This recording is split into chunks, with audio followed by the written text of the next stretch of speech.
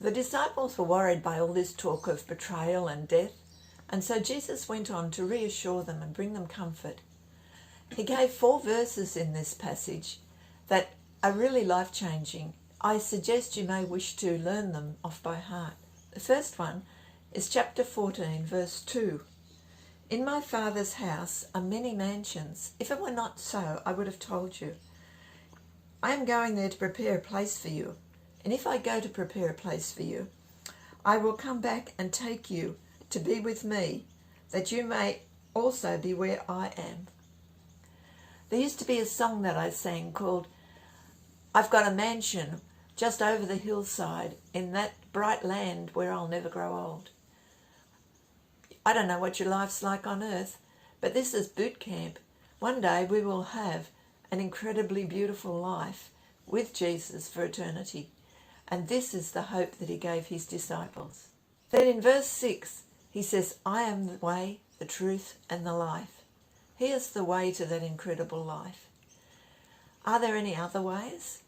Well, there is. In Romans 2, verse 14 to 15, it says, Indeed, when Gentiles who do not have the law do by nature things required by the law, they are a law for themselves, even though they do not have the law, since they show that the requirements of the law are written on their hearts, their conscience also bearing witness, and their thoughts now accusing, now even defending them. God is fair. He will not send anyone to hell because they do not know the way by Jesus. Where there is no knowledge of Jesus, people are judged by the knowledge that they have. Inside us we have a conscience, and that conscience tells us what is right and wrong. And they will be judged by what they do know of God's ways, even if they don't know the way. But we know the way. We know that Jesus is the way.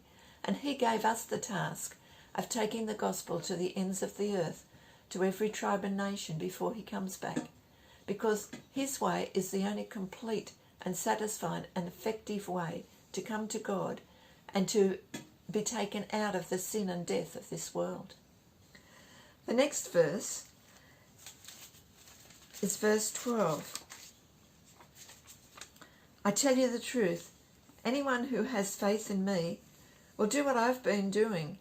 He will do even greater things than these because I am going to the Father.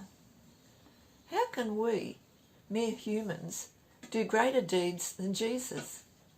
Well, a number of ways. Firstly, Jesus only had 3 years on earth ministering, and he was only in one place at one time. We have the internet, we have plane travel, the world is at our fingertips. Also, we have the same spirit that Jesus had. He said, I do nothing except what the Father tells me. And he did everything through the power of the Holy Spirit. And that is exactly how we are to minister also. You look at those who have done so much more than Jesus. Look at Mother Teresa. Look at how many people she brought comfort to. Look at Reinhard Bonnke. Look at the crowds in over 1 million people hearing him speak and making commitments in one go. Peter, when he was first filled with the Holy Spirit, gave a sermon in which he saw 3,000 people give their lives to Jesus. The next verse I want us to look at is verse 18. I will not leave you as orphans, I will come to you. And then down to verse 25, all this I have spoken while still with you. But the Counselor, the Holy Spirit, whom the Father will send in my name, will teach you all things and will remind you of everything I have said to you. Our church supports a ministry in India among railway children. These children are real orphans. They have no home. They have no one to provide food for them.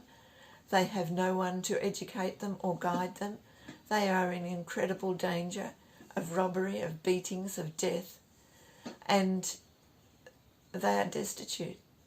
Jesus said, I will provide you with somebody else. I will give you a helper. I will give you the Holy Spirit. He does not leave us without someone to provide for us, to protect us, to guide us. That is what His Holy Spirit does. Next time, we're going to look at chapter 15. How do vine dressings apply to us as believers?